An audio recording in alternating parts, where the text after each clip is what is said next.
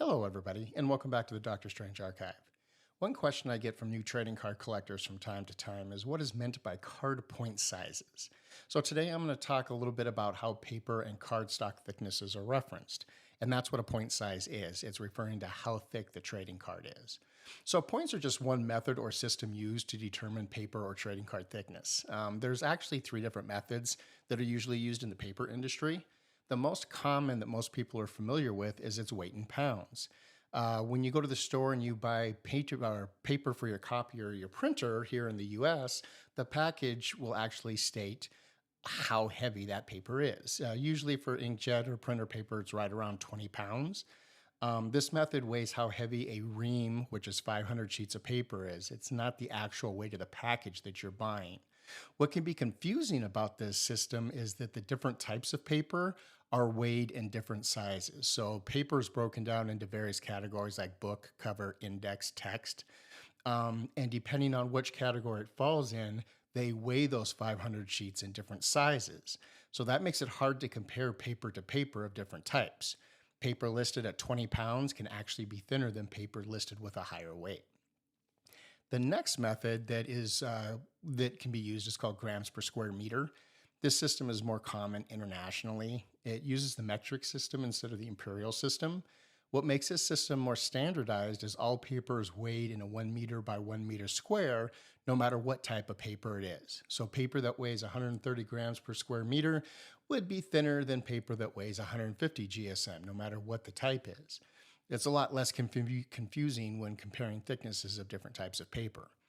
The graphic here shown from Strathmore's website does a great job kind of illustrating how paper is weighed in pounds and then how that compares to weighing it in the GSM method. One last method of referring or referencing paper thickness is the points, referred to a lot of times abbreviated as PT. This system is commonly seen when collecting trading cards. It's a very precise system that measures the actual thickness of the paper with a micrometer or caliper. And what it boils down to is each point equals 1/1000th of an inch.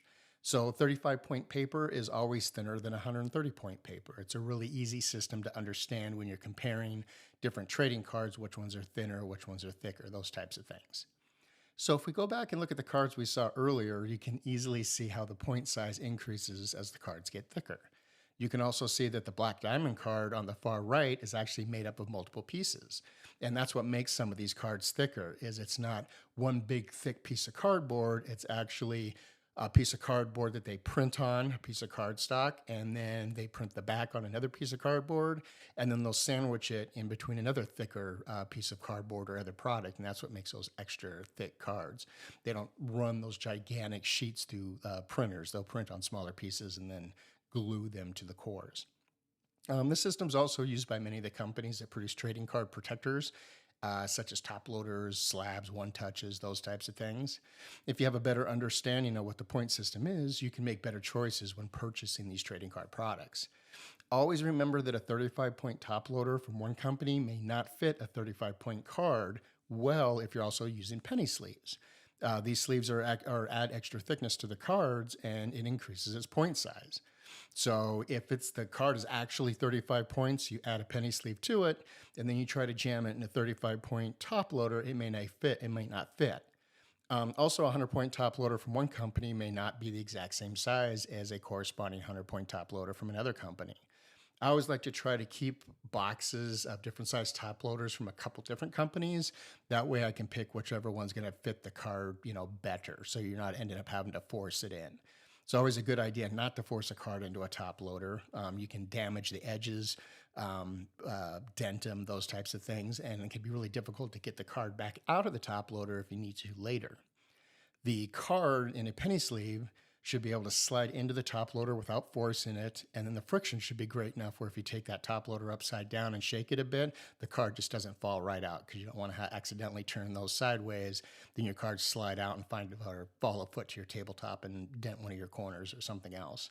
So just be careful not to force them into really tight top loaders. A printed version of this guide is also available on the Doctor Strange Archive website. And for more information on how to use various products such as penny sleeves, top loader slabs, you can refer to my Protecting Trading Cards guide also. If you got any questions, let me know. You can contact me through any of the social media sites or email me at librarian@drstrangearchive.com, and I can try and help you out with whatever you got.